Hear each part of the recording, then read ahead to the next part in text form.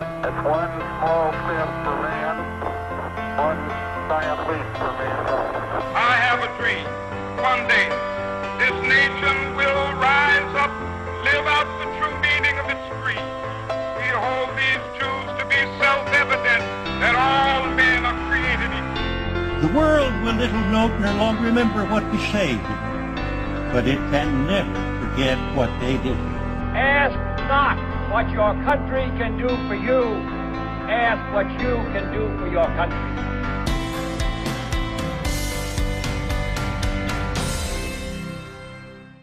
Hello and welcome to Eccentric Earth. I'm your host Amy Walker, and joining me this week to delve into a story from history is my guest, Han Burch. Hello. Hi, thank you for stepping in again, Han, and just so the viewers are aware, this is stepping in at the last minute and saving the episode because you're our big hero. Well, yeah. Well, you know, I've always wanted to be a superhero. So if that's what it takes, me sealing into your house at night and ruining your recordings, then you know, this is just what I've got to do, I guess. But no, thank you for stepping in, and hopefully you'll enjoy this episode as much as you have previous ones. Yeah, maybe one day I'll actually be like, you know, properly invited on rather than just being told to fill in at the last minute. Never going to happen. Carl Tanzler was born on February 8th, 1877 in Dresden, Germany. There is little information about his parents, although it is confirmed that he has one sibling, a younger sister. Carl was a bright and curious youngster, though childhood was unremarkable, with one notable exception. Later in life, he would refer to an incident in which he claimed that a long-deceased relative, Countess Anna Constantina von Kossel, visited him one evening.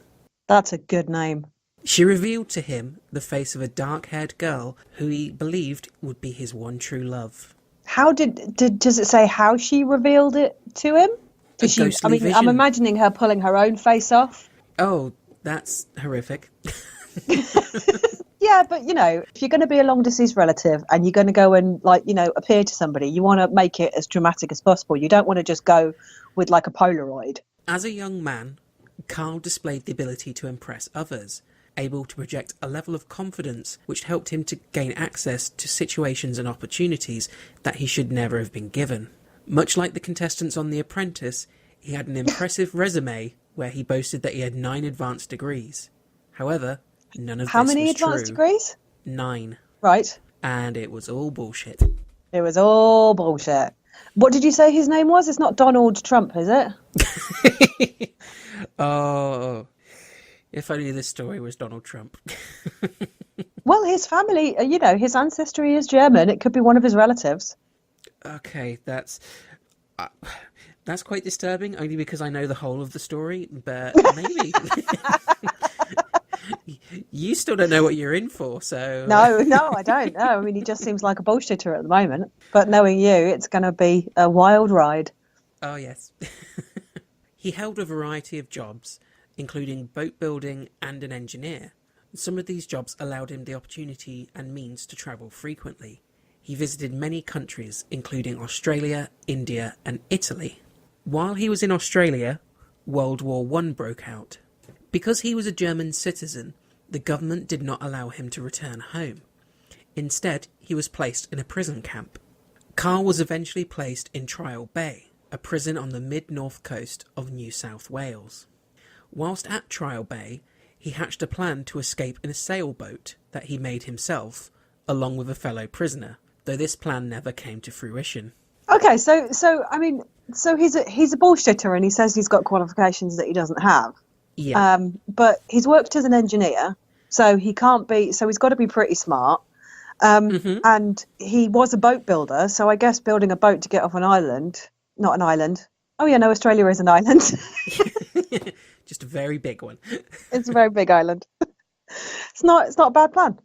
It's not outside the realms of possibility that he could, in theory, build a boat and escape. You know, yeah. It's possible. Luckily, he didn't have to. I mean, he'd have more chance of building a boat than I would, put it that way.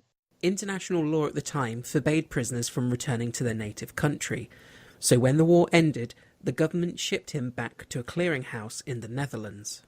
Now in his 40s, Carl met a young woman named Doris Schaefer, who he would go on to marry and father 2 children with.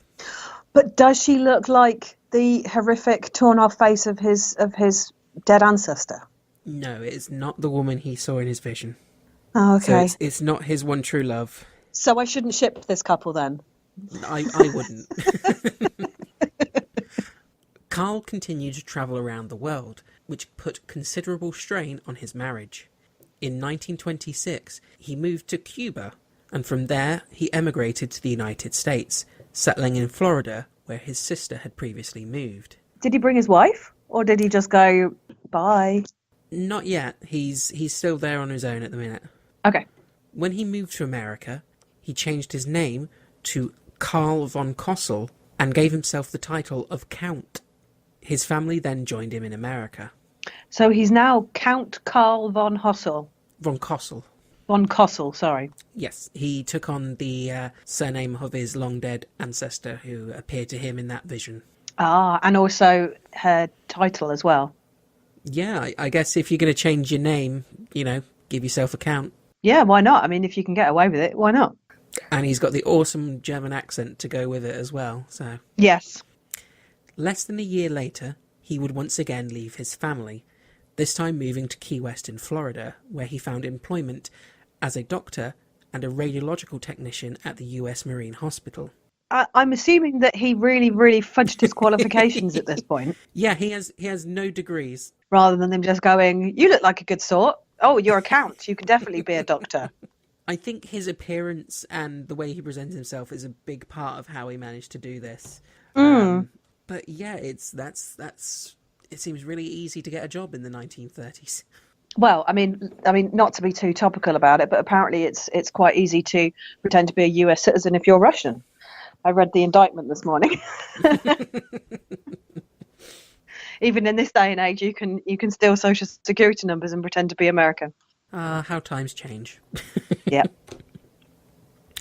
After taking the job at the hospital, Carl maintained a relatively low profile and mostly kept to himself.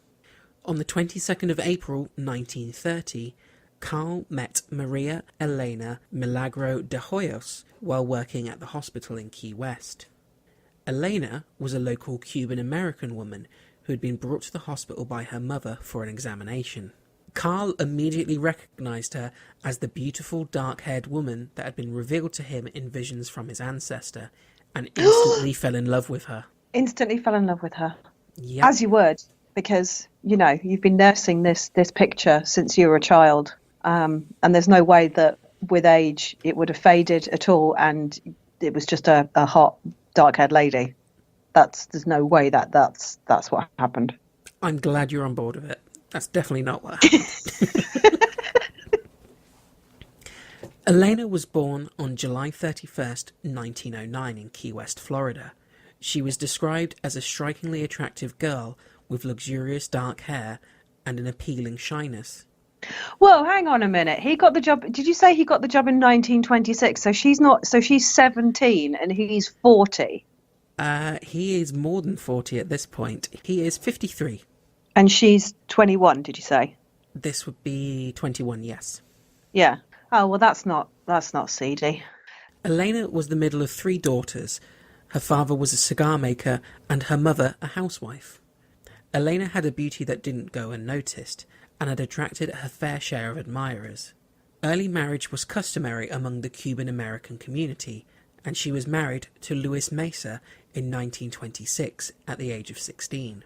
Oh, I don't know. I sense some drama coming on if she's already married. Unfortunately, the marriage proved to be ill-fated. Shortly after Elena miscarried with the couple's child, Luis abandoned his young wife and moved to Miami. Wow, that's kind of rude. Well, look, she chose to have a miscarriage. She'd have just stuck with it. Okay. Yeah, fair play. She did make that decision, so yeah, I guess she deserves to be punished. Exactly. See, you get in all this. You understand what it's like. When Elena was brought to the hospital by her mother, it was determined that she was afflicted with tuberculosis, a disease generally considered incurable at the time. Yeah, I've seen Moulin Rouge. Yeah, I mean, this is going to take a tragic turn. She's 21. She's already got tuberculosis. I mean, Yeah. Gosh, I better not get too invested in this couple either. Otherwise I'm going to have my heart ripped out. Convinced that saving Elena from certain death was his destiny, the love-struck Carl persuaded the hospital to allow him to conduct his own experimental treatment on her, using his false medical credentials to convince them. I mean,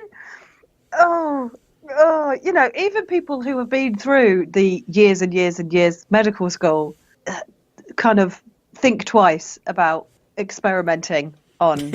I mean, back in the day, if doctors hadn't had a new treatment, they would generally test it on themselves. That was how it worked, because you know, they could. That was how little they were sure of success. They didn't want to harm any other people.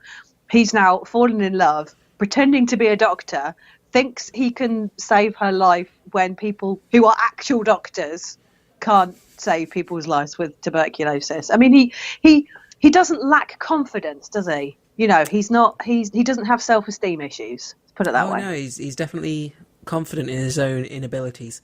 Well, he obviously has confidence that he can do it. He's not gonna. This is his beloved. He's not gonna mess around on the off chance that he can cure her. He actually thinks he can. Yeah. So, do you think he can? I'm not going to put my money on him. Carl proceeded to administer a series of specialty treatments, consisting of homemade elixirs, herbs, and tonics of his own devising. Do you know what? I was half expecting you to say consisting of vigorous breast massages. Oh, I'm sure that's how he applied the tonics. Loving strokes of the hair. He borrowed expensive hospital equipment without permission, including an X-ray machine, which he installed in Elena's home. Carl created his own private hospital and laboratory in Elena's home and convinced her parents to allow him to move in to continue treating her. Do you think her parents have like any clue that he is just completely like not well? Or you know, do you think they're saying, well, you know, he's this amazing doctor, he's giving my daughter such good care? Or if they're going, there's something not right about this. There's some strange noises coming from my daughter's bedroom. Carl would shower Elena with expensive gifts, including jewellery and clothing, and even though she did not reciprocate his feelings, he constantly declared his undying love and devotion for her. He would even propose to her on more than one occasion. And she said no? Yeah. She said, no, I think this probably is a bit beyond the doctor-patient relationship. I don't know about that. You're 53. Could you please stop touching me? Despite his relentless efforts, Elena died of tuberculosis at her parents' home on October 25th, 1931. Do you know what? Didn't see that coming. It's a real shock, isn't it? Yeah. I thought this was going to be a happy ending on more than one count. And that's the end of the story. And that's it. So he went back to the hospital, he gave the X-ray machine back, and he was never heard of again. You know the story. Yeah. Well, I didn't like to say that I'd already heard it. Carl insisted on paying for all the funeral expenses and even hired a mortician to embalm Elena. Oh. He also persuaded her family to allow him to purchase a costly stone mausoleum for her. After the interment of Elena's body, everyone assumed that they could put this highly unusual episode behind them. Unfortunately, the doctor's behaviour only became more bizarre. Oh, no. Is he gonna... Oh. What? Are you okay? I'm just a little bit concerned because I know back then that embalming it was done, but it wasn't done in all cases. So the fact that he specifically paid for her to be embalmed, he then paid for a mausoleum so she wouldn't be under the ground, so she would be in a place where he could walk into. I'm just a little bit concerned that he doesn't think that this is the end of the relationship. I don't know what would give you that impression. Well, the fact that you picked the story. Okay, I see what you're saying. I'm not calling you a necrophiliac, Amy. I'm just calling you twisted. Let's just get that straight. Fine. Oh, I have a very important question to ask. Is he Carl with a K or Carl with a C? C. Oh, okay. It was a K, but he changed it to C when he moved to America. Oh, okay. So he's undercover evil because Carls with Ks are evil. Everyone knows that. Oh, okay. It's like Eric with a K, also evil. And you've just lost me several listeners. Look, they know they're evil. If they can't hack somebody, like, outing them, that's not my problem. Don't give out my address. Don't worry, folks, it'll be in the show notes.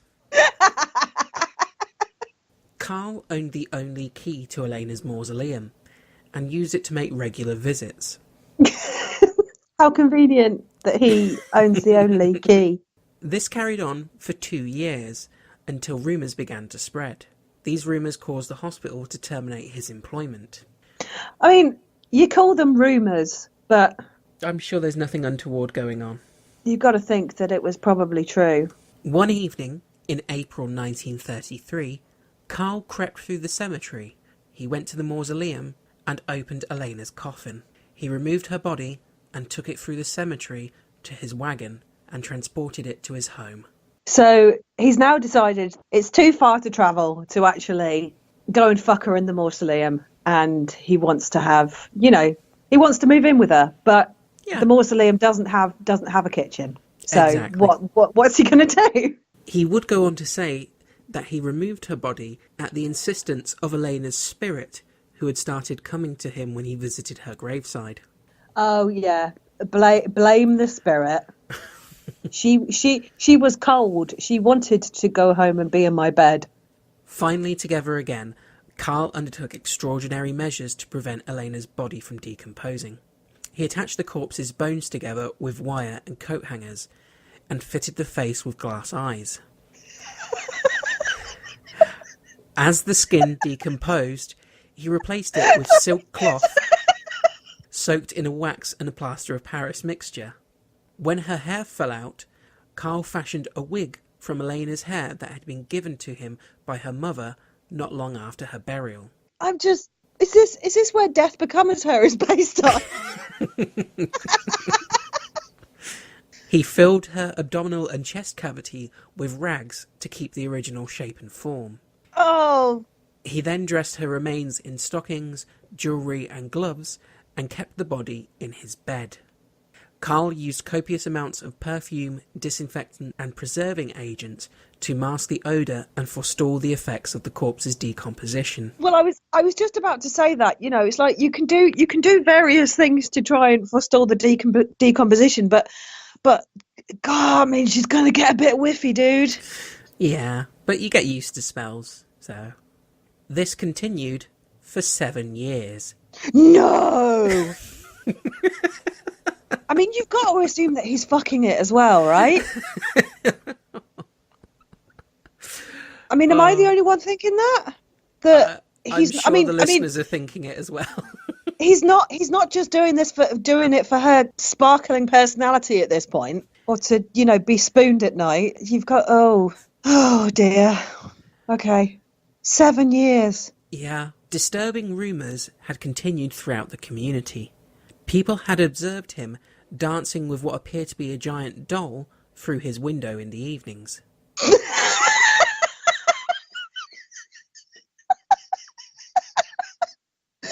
Oh, well, okay. At least he's showing her a good time, taking her dancing. He knows he can't take her out dancing. So, probably cooked a few candlelit dinners, made sure they had a proper date night. He's trying to keep the relationship alive, and exactly. Some men should take a leaf out of his book. I think that this is how you treat a lady right. Please, no one take a leaf out of his book. Local residents suspected that the doll was actually Elena's corpse, and that a doctor had stolen her from the graveyard. In October 1940, Elena's sister Florinda, the only surviving member of her family following the outbreak of tuberculosis, heard rumours that Carl was sleeping with the disinterred body of her sister. She went to his home and confronted him. She demanded that he take her to the mausoleum and show her Elena's body. When he refused, she said that she would go to the police. Rather than let her leave, Carl took her to the bedroom and pulled back the curtain in front of the bed, revealing Elena's body. God, she's fine. Look, she's just resting. She's just resting. She's fine. Look. I'm looking after her.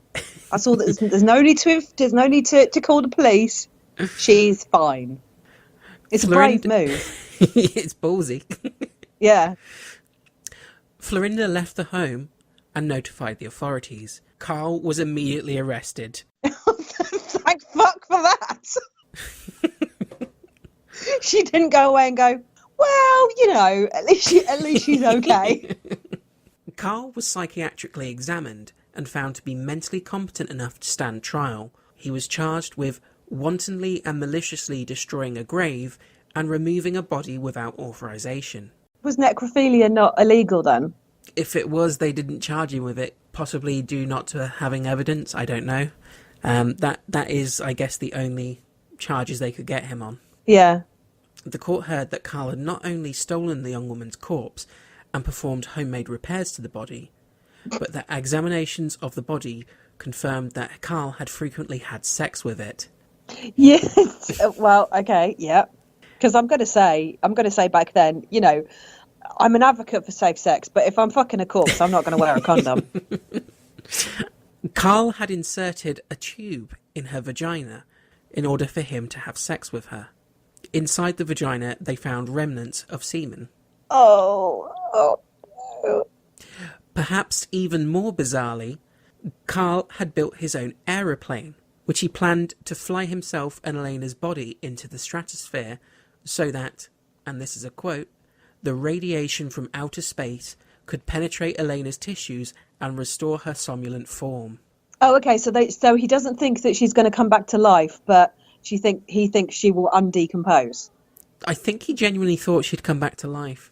Yeah, I mean, because although it sounds to me that it's monomania. That although he can hold a conversation, and stuff, he obviously does have some delusion surrounding this woman, and maybe he honestly can't come to terms with the fact that she is actually dead. Maybe. Well, he is hearing her spirit talk to him as well, so yeah, I guess in his mind she's not really gone. But he didn't get as far as building the plane before he was arrested. Oh no, he'd built the plane. Oh, I mean, I'm not advocating murder, but he probably would have been better off if he'd killed the sister. Yeah. Would you like to see a picture of the plane? I would love to see a picture of the plane. The listeners, this will be in the episode show notes if you're curious to see Carl's plane, or if you search for Carl Tanzler aeroplane, you will find this on Google. Oh, wow. That is interesting. It does look vaguely like a plane, but it does also look like it's built from a washing machine. Oh yeah. This was definitely a homemade plane. Yeah, aerodynamics not really the word. Carl's trial attracted overflow crowds and soon became a media sensation. Upon taking the stand, Carl was unapologetic. He simply declared his undying love and devotion for Elena. Unfortunately for the prosecution, the statute of limitation had expired for all the crimes that he had been committed, due to the amount of time that he had had the body. The courts dropped all charges, and Carl Tanzler left the court a free man. Oh my God, so because he'd stolen the corpse so long ago, yep. So mutilation of a corpse, improper storage of a corpse, having sex with a corpse, they couldn't get him on anything. Nope. Oh He's my! Completely free. So, and he went home to Elena, I'm guessing. No, they'd confiscated it. Oh, they'd confiscated Elena. Yeah, but Although when he was leaving the court, he did ask if he could have Elena's body back. Or just be like, So, just asking for a friend, where is she? Where is she now? Where are you storing her, and what's the security like? Are the locks easy to pick? Oh no, I'm just asking for a friend. Just asking for a friend. Well, I can tell you what happened to the body, because this bit is so horrible. After the trial, Elena's body was put on public display at the Dean Lopez funeral home. What is it about Americans wanting to display dead people? I don't know. The body was viewed by as many as 6,800 people. Each were charged $1 an entry. Did anyone take a photo? There are pictures of the body. Would you like to see the body? Yeah, absolutely. Again, for the listeners, this is in the show notes. Sorry, did that come across as a bit too eager? Oh, I'm sure people will be hitting the show notes after this to check this out. Yeah. Oh my God.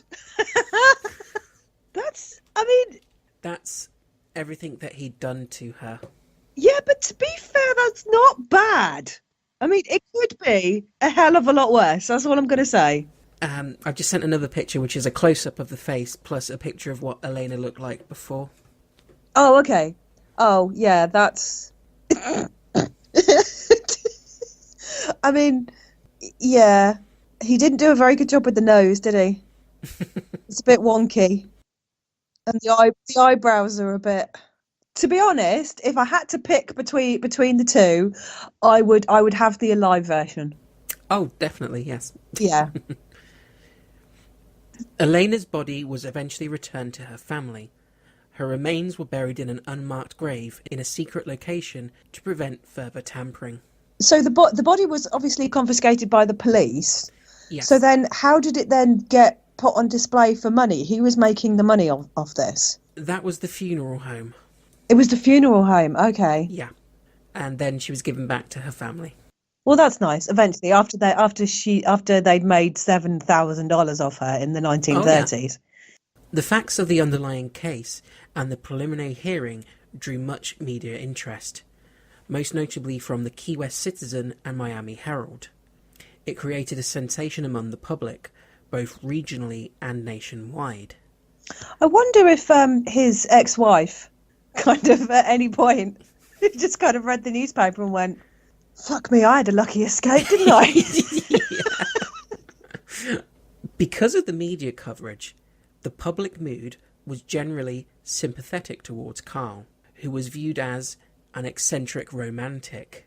I'm assuming that they left out some of the details of the case, if that was how he was then perceived. No, the details were all there, but they described him as being deeply in love with this woman who died and he couldn't be apart from her. So people just took the view of, oh, isn't that romantic? Even though, she wasn't interested in him even before she died. That doesn't matter. Oh, sorry. I completely forgot women don't have agency. Sorry. Don't I look the fool?